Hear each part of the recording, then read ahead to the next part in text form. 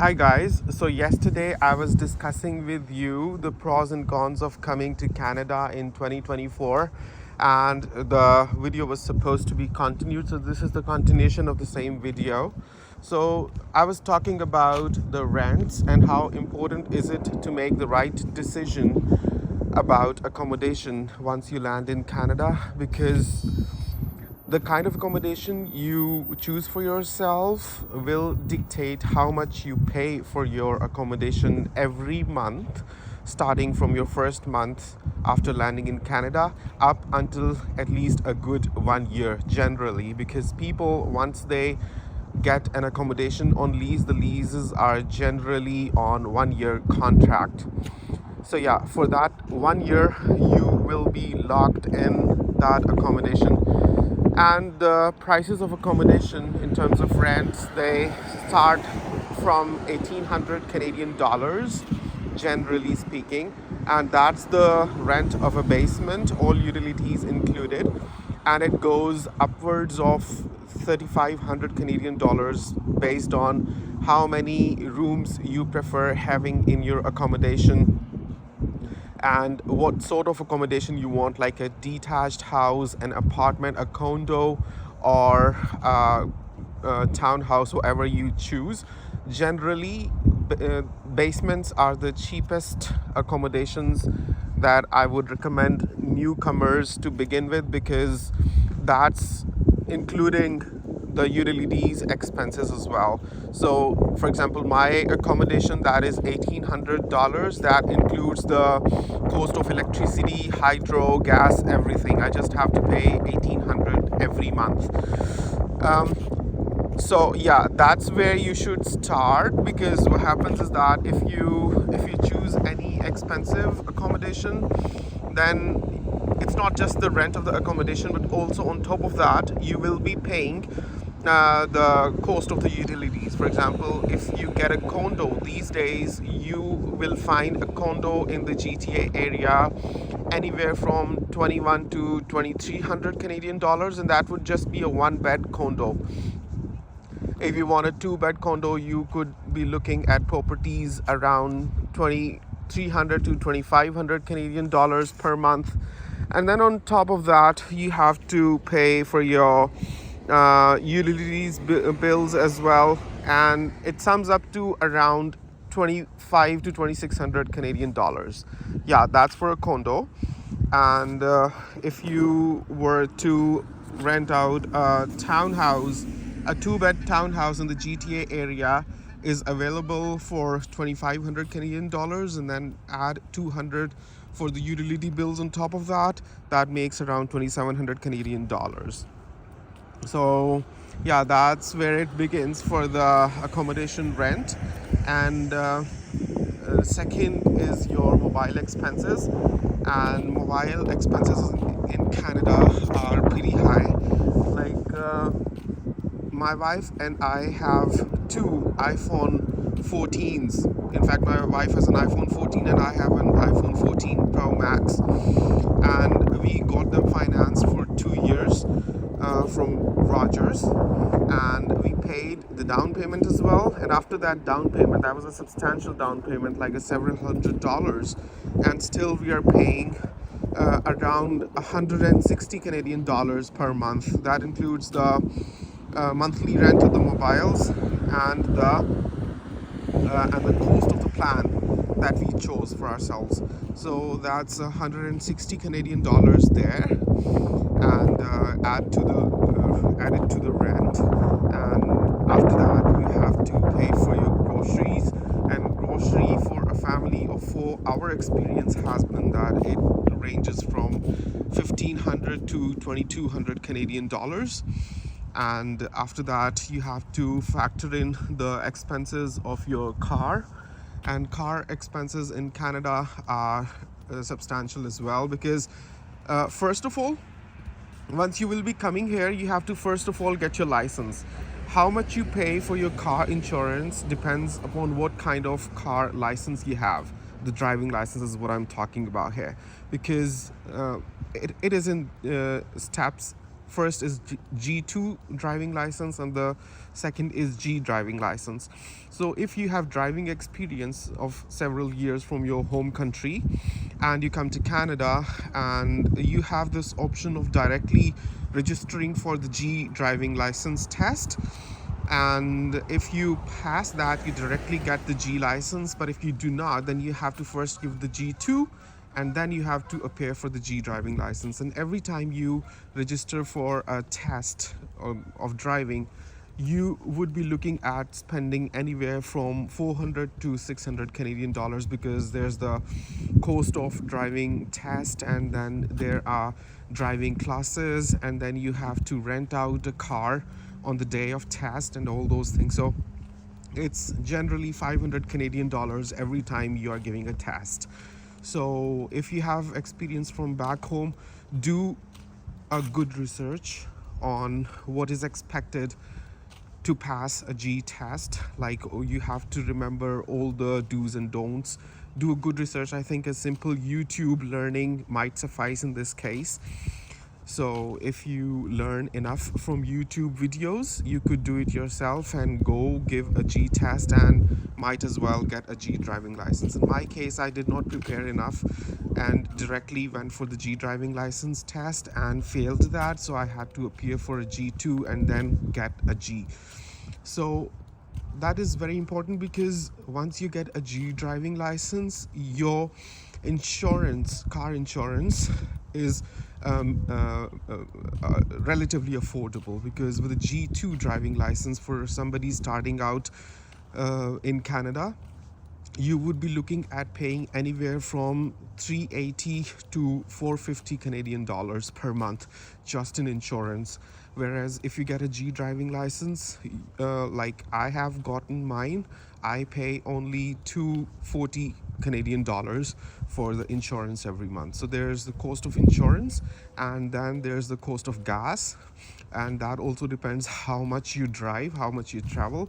Generally, my gas expenses per month are 250 Canadian dollars. So my car insurance plus gas expenses sum up to a total of 500 Canadian dollars, where for somebody who's got a G2 driving license and who travels more than we do, because we travel very limited. I just drive from home to work and work to home.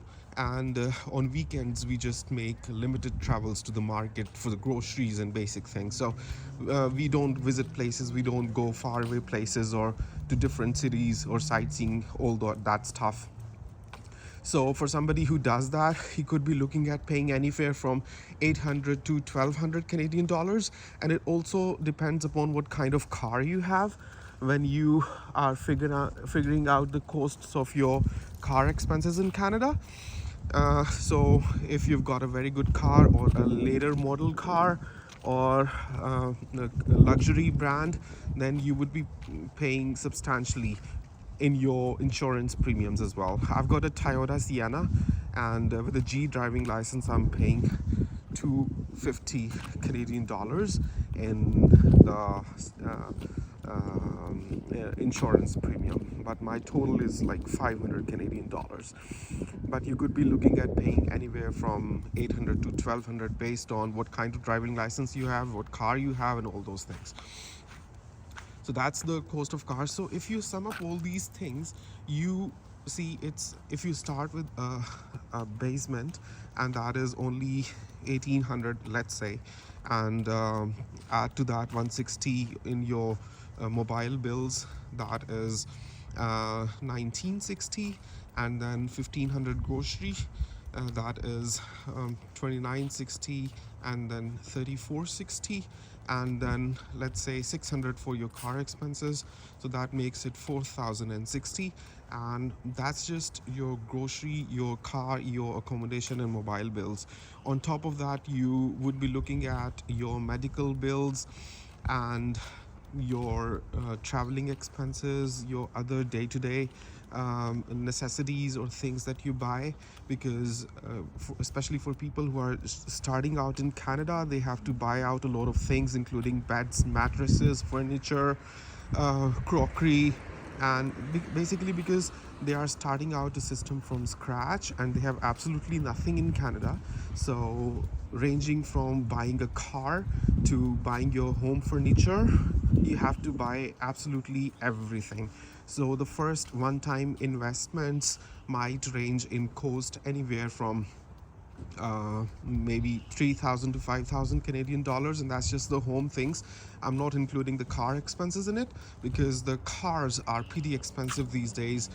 I've done my market research, and if you were to buy a car that's 2010 model, no matter what kind of car, it's a Honda or a Toyota or anything, these cars are not available for buying below you say 9,000 Canadian dollars. Yeah, so a 2010 car in 2024 is available for 9,000 Canadian dollars generally, and it can go from 9,000 to 14,000 based on what kind of car you have, what features does the car have, and how well maintained the car is, what kind of Carfax report your car has associated with it, whether the car has had any accidents on it or not.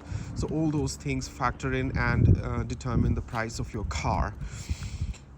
And then you, as well as your wife, or if it's a lady watching this video, you as well as your husband would be getting the driving licenses. So you could multiply the driving expenses by 2, because not only you but also your spouse would be getting the driving license.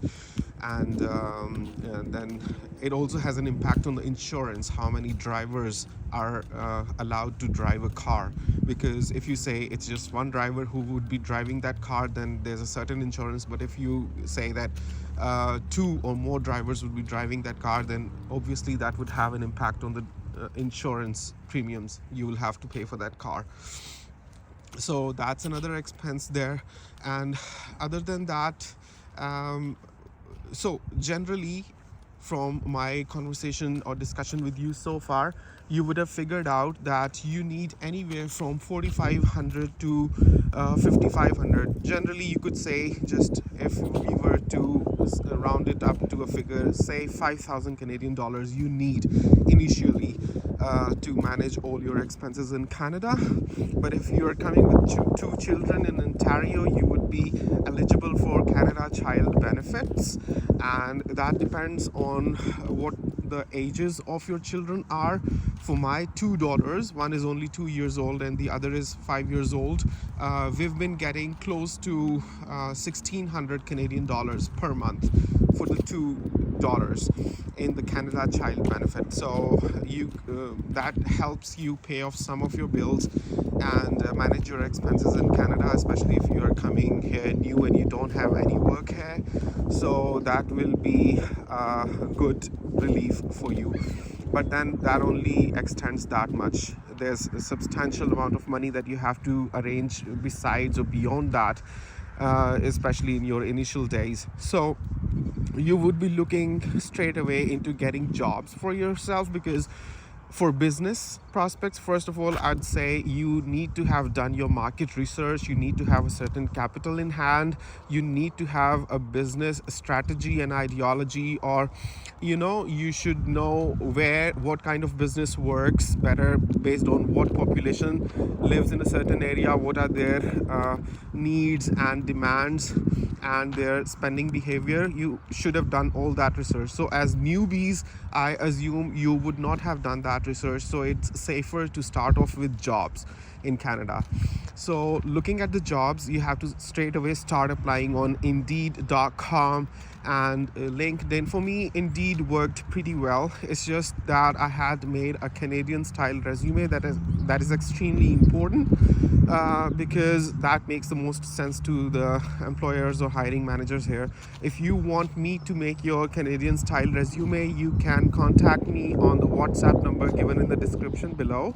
I make a Canadian style resume charging you a small fee, and you could use that resume to apply for jobs in Canada, and most likely you'd be able to land good jobs. So you should apply for literally any jobs in Canada, as newcomers don't look for jobs just in your career line, because people when they start their career here in Canada, they should forget what they've come from. They should just grab any opportunity that comes their way. That's my suggestion, because if you strictly keep looking only for jobs in your line, you might spend months before you find any good thing, and you would be spending in dollars in Canada all that while.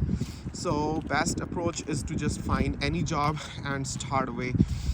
So I started as a technical sales specialist. I landed in Canada in February 2023, and on 24 April 2024, that's like 2 months later, I started my first job as a technical sales specialist, where I had to sell the mobile packages for my telecom company and bring people over from other companies to my company. So those were the kind of things that we were doing. We were making outbound calls and inviting people to join or extend their packages with our telecom company, and we would get commission based on how many people we could turn into customers, as well as a basic salary. And after the tax deductions, I was getting close to 2,000 Canadian dollars per month just in the basic salary, and add the commissions on top of that, it made around 2,300 Canadian dollars per month. That was good, because there was this 2,300 Canadian dollars, and then there was the Canada Child Benefits, both combined summed up to pretty well, like 2,300 plus 17, you could say. It's 4,000. So whatever expenses we were incurring, we were almost making the same money. So nothing was going out from our own pockets or from the proof of funds that we had brought to Canada from our home in Pakistan. I only had to spend initially, like in the first 2 months, and that was a substantial expense. I had spent close to 15,000 Canadian dollars up until I had found my job and started doing it. So that was my first job that I did for 3.5 months, and then after that I found a professional job in my field of flying, and I have been doing that ever since. And both jobs I found on Indeed.com. So yeah, and after finding the professional job, in our case, it's only me who works.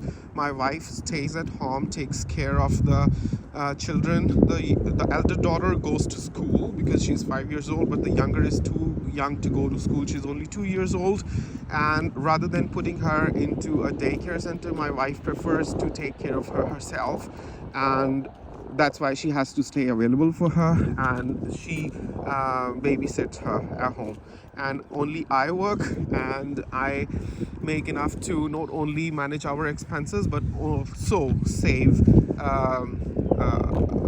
more than $1,000 every month here in Canada. So that's a good saving to start with. Not a very good saving, but things could improve also, because now I have built my Canadian experience, as well as I have a good understanding of the job market here in Canada, the tips and tricks of applying for them, how do I make a Canadian style resume, and all those things.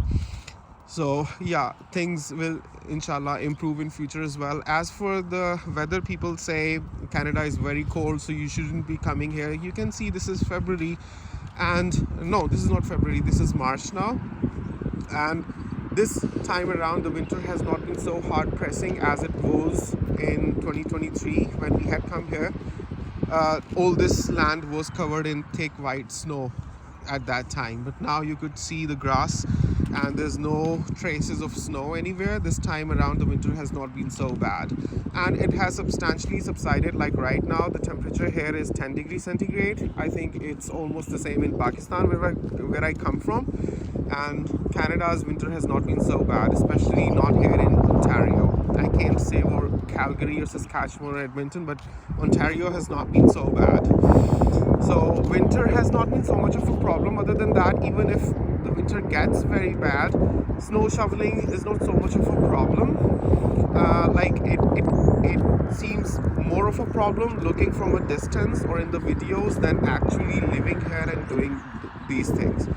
The biggest factor that is very hard pressing emotionally is distance from your relatives and loved ones in Canada, and homesickness. It is a very big turn off, and it is a reality. It might not come up as a very substantial factor to you, but it is, because what happens is that you come from a social lifestyle, and in this area where you are all by yourself and not many people know you, you don't know many people, and not many people are available to talk to you even if you are willing to. And sometimes you yourself are so busy in your life that you don't find time to socialize with anybody or go out and make friends or hang out. So yeah, that's like a repetitive things you start doing every day. The life becomes very mechanical and very